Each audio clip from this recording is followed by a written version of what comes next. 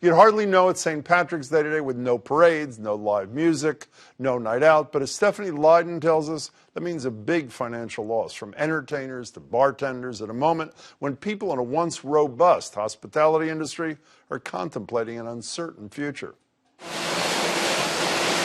Jax Abbey in Framingham is one of the state's largest craft breweries. And last Tuesday, I stopped in to interview co-owner Sam Hendler for a story about beer.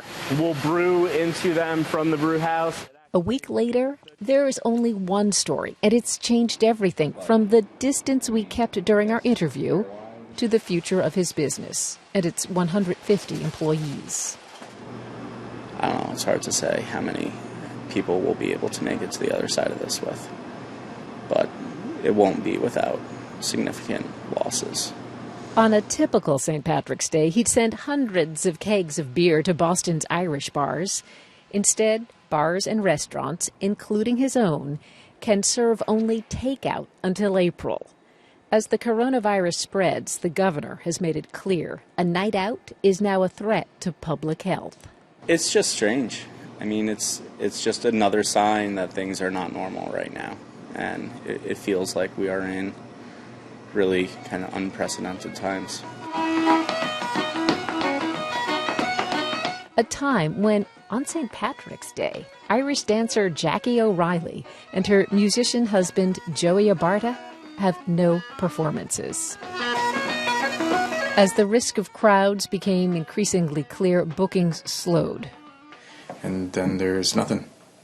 No gigs at all.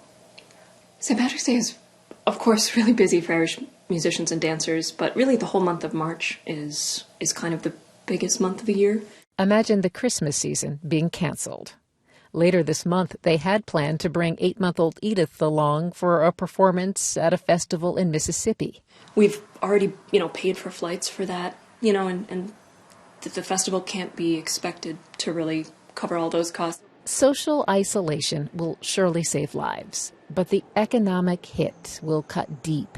Massachusetts restaurants and bars employ more than 300,000 people.